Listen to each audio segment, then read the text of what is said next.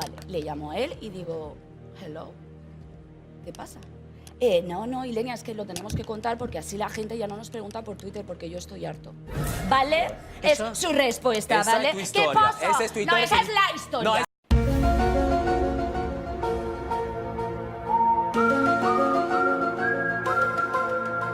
A la mayoría lo que acabamos de ver nos parece lamentable, porque contar su vida y ganar pasta con ello, pues lo puede hacer cualquiera. Pero si esta peña, en lugar de hacer el capullo por la tele, lo que hiciese fuesen películas, buenas películas, sobre su vida, sobre cómo se sienten, sobre sus rollos amorosos, etc., ¿qué pensaríais? ¿Os parecería mejor? ¿Qué pasa, peña? A ver, ¿por qué os estoy rayando con todo esto? Porque nosotros tenemos la oportunidad de conocer la historia de la separación de un matrimonio real a través de dos obras de arte, a través de dos películas, que son Her, la película que vamos a tratar hoy, y Lost in Translation, la que ya tratamos en el vídeo anterior. Y sí, todo esto es puro morbo, puro salseo, pero, peña, pensadlo bien, ¿cuántas veces en la historia del arte se habrá dado la situación de tener esto, de tener dos películas, dos obras de arte que nos cuenten los dos puntos de vista de este suceso que vivieron los dos autores y que nos lo cuentan a través de dos maneras diferentes de utilizar el lenguaje audiovisual? Es un caso extraordinario y al final, detrás de todo ese salseo, yo también veo una manera que tuvieron de expresarse y que nosotros tenemos de conocer sus sentimientos y una manera de contarnos artísticamente algo tan íntimo. Y como ya os imagináis, lo que vamos a ver en este vídeo es cómo nos contaron todo esto. Y ya aviso de que a partir de ahora hay spoiler. Spoiler, spoiler, spoiler, spoiler, alert. Mira la película que está muy bien. Damn. Si ella en su película consiguió tan bien ese sentimiento de estar perdido en la vida y esa distancia emocional tan grande entre las parejas de los protagonistas, es porque efectivamente hizo esa película mientras se estaban separando. De hecho, este tío, que hace de novio del personaje de Scarlett, es evidentemente un alter ego de Spike Jonze. ¿Por qué? Pues porque es un fotógrafo que siempre está haciendo trabajos de aquí para allá, que nunca está en casa, que parece que no es muy empático con la relación. Y eso coincide totalmente con el comportamiento que parece que tuvo Spike Jonze, que además en esa época estaba muy solicitado para hacer videoclips, anuncios y movidas así. De la misma manera, el personaje de Charlotte, el que interpreta a Scarlett Johansson, no es exactamente un personaje, sino que más bien es un retrato de la propia directora, de la propia Sofía Coppola. Porque no solo coincide esta situación sentimental, sino que también, por ejemplo, pues se comenta que el personaje de Scarlett no sabe a qué dedicarse. Y esto también es algo que estaba viviendo Sofía en ese momento. Lost in Translation es su segunda película.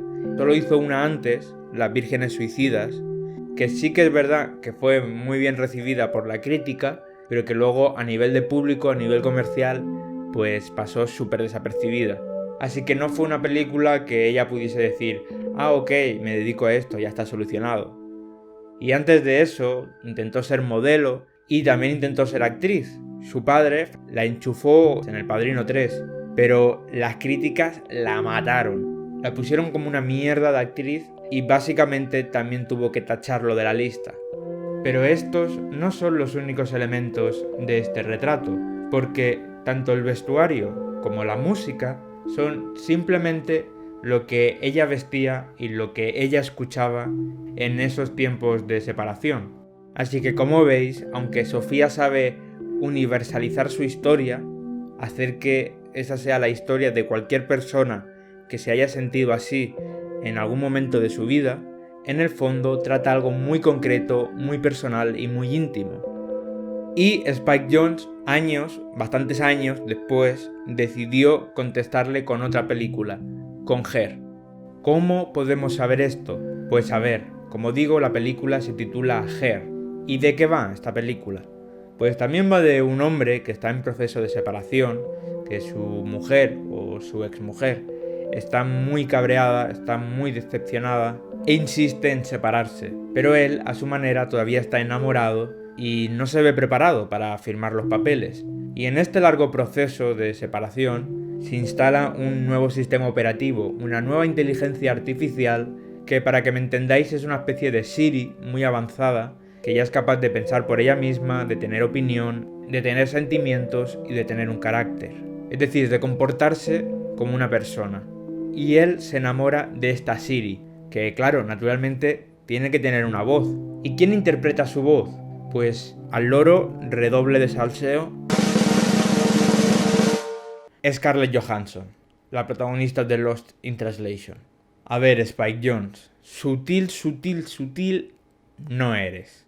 Luego hay otras similitudes. El personaje protagonista también en parte me parece un alter ego de Spike Jonze, pero eso me gustaría dejarlo para el final, lo comentaremos más tarde.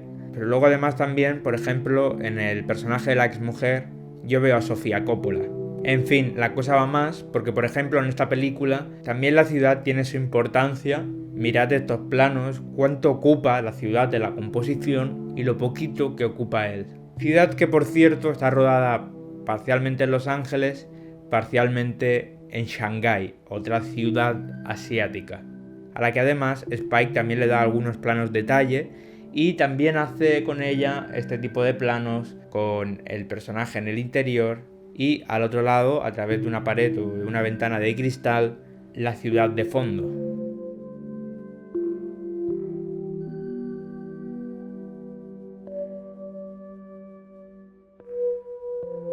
Luego, más allá de la ciudad, se esfuerza en replicar, en hacer ecos de los planos de Lost in Translation. Fijaos qué parecidos que son.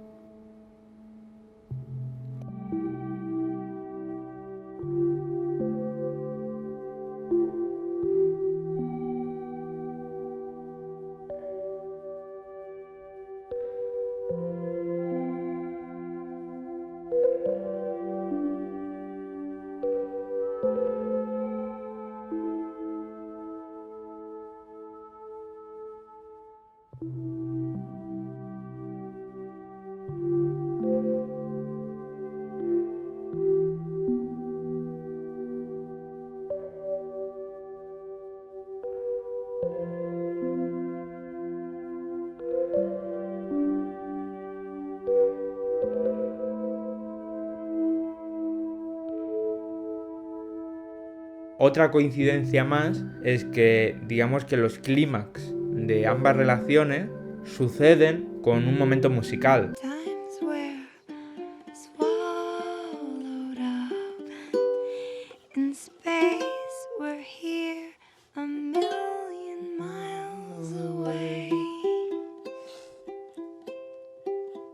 La verdad es que es una idea bastante interesante, porque quizá la trama, ella sola, no nos dice que esta película está contestando a Lost in Translation.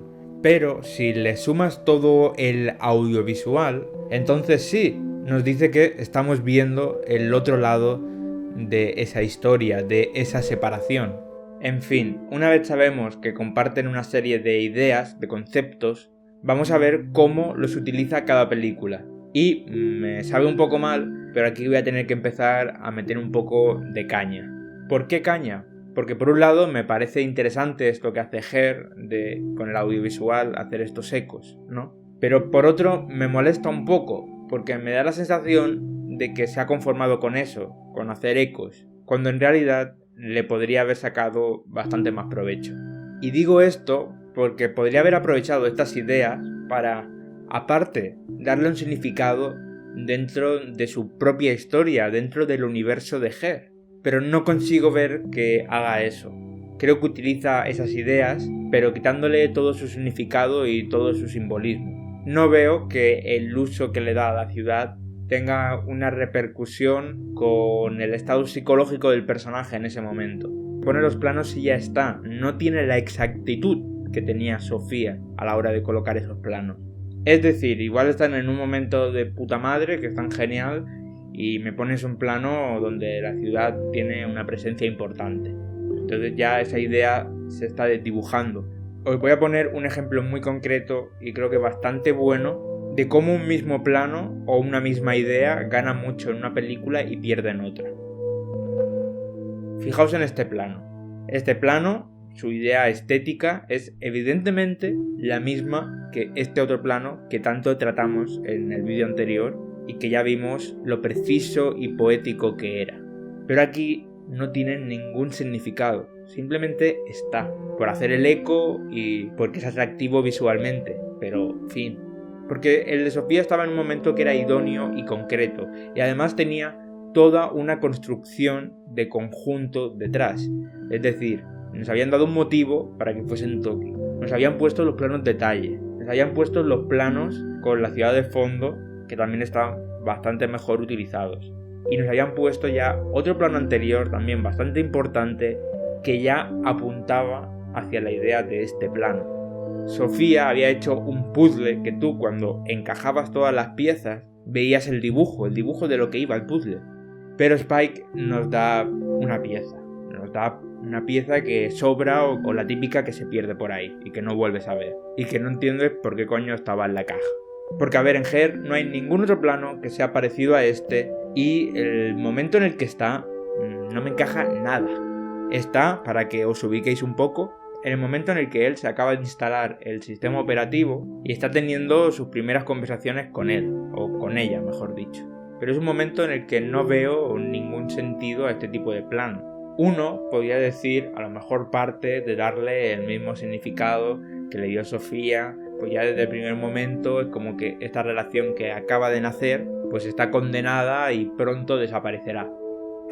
Pero eso me parece muy optimista y muy de querer ver cosas. Pero al final Spike no nos da ningún aliciente de que eso sea así, por lo que digo, porque no hay ninguna idea de conjunto.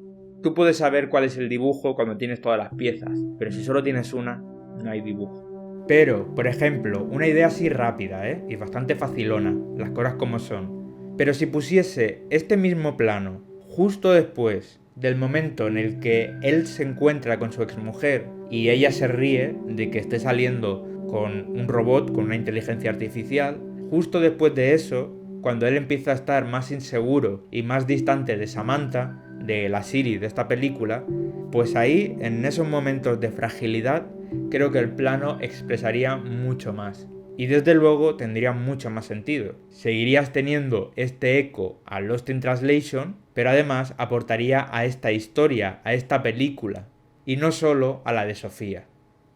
También os digo que es curioso, y me acabo de dar cuenta, lo diferente que tratan los dos el mismo tema, lo diferente que hacen sus películas.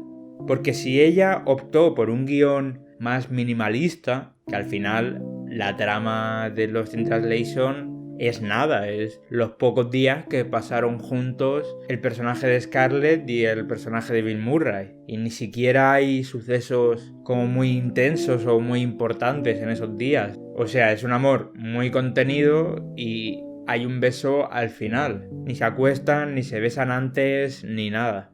Hace este guión tan minimalista y deja la imagen que hable por sí sola y que tenga toda la fuerza poética que llega a tener la película. Mientras que él lo que hace es todo lo contrario. Lo que hace es un guión más enrevesado, más trabajadete, en el que hay más personajes, se habla de varios temas como la inteligencia artificial, como la autosuficiencia de estas o la manera de relacionarnos entre la tecnología y los seres humanos. Se curra más, por así decirlo, el guión y la imagen la deja más al servicio de lo que necesita esta historia y de la estética. Todo esto me recuerda a una frase muy famosa de Godard, que es: siempre he pensado que una pareja a la que no le gustan las mismas películas está destinada a romperse. Y visto lo visto se podría adaptar a esto. Una pareja que hace las películas de manera tan diferente, que tiene una visión tan diferente, está destinada a romperse. ¿Os imagináis las revistas de salseo de este palo? Hablando en términos súper artísticos. Exclusiva. Sofía Coppola, Spike Jonze, Problemas en el Paraíso. Sus películas nos dicen que sí. Si fuesen así, a lo mejor las compraba y todo. En fin, que me pierdo mucho. Vamos a hablar ahora de las cositas que he visto que me gustan de Her por sí mismas, más allá de Lost in Translation. No todo iba a ser negro, hombre, que de verdad que me gusta esta película. Pues una cosa que me mola y que sí que hace para retratar esta soledad es que vemos mucho al personaje caminar solo, siempre va solo. Y si os fijáis, los extras parece que siempre van en un sentido diferente al suyo. Y ya no solo eso, es que esta peña no habla con nadie. Si aparecen varias personas hablando, siempre es una pareja. Y por la forma en la que está grabado, son en las que más se fija él. Este detalle está bien, es una manera pequeñita, sutil, de tratar la psicología del personaje y el dilema con el que él está tratando. Soledad o pareja. Pero lo que de verdad me mola mucho es como este personaje es un alter ego de Spike Jonze. Esto es lo que decía que quería dejar para el final. Y mirad, vamos a pensar un momento en cuando se encuentra con la exmujer, qué es lo que ella le dice. Él quería tener una pareja, pero sin afrontar sentimientos reales. Es decir, que cuando ella se rayaba o tenía algún tipo de problema, pues él no era muy empático o simplemente lo ignoraba. Y ahora vamos a pensar a qué se dedica él. O sea, a ver, es un tío que escribe de puta madre y entonces la gente le contrata para que escriba sus cartas a su novia, a sus padres, amigos. Es decir, tal y como yo lo veo, este tío se dedica a escribir cartas de amor a gente que no conoce. Se dedica a sentir, a escribir, a contar sentimientos falsos que no le pertenecen a él. Y sin embargo, ¿cómo acabamos la película? Pues con él escribiendo una carta a su exmujer. Una carta en la que por fin se sincera, en la que lo saca todo y en la que por fin escribe sus propios sentimientos. I just wanted you to know that there'll be a piece of you and me always. And I'm grateful for that. Y esto mismo es lo que está haciendo Spike con Her. Ha dejado de hacer adaptaciones, videoclips, anuncios y demás para por fin escribir su propia historia y sus propias emociones. Por fin escribe su carta o su película a Sofía Coppola. Pues hasta aquí el vídeo, espero que os haya molado, que hayáis disfrutado con todo este salseo artístico y sobre todo que vuestro tiempo haya merecido la pena. Nos vemos la semana que viene con un vídeo bastante más ligerito. Y nada, suscribiros aquí o en cualquiera de las redes sociales para teneros al loro de cuando lo suba. En fin, esto es todo, así que hasta luego.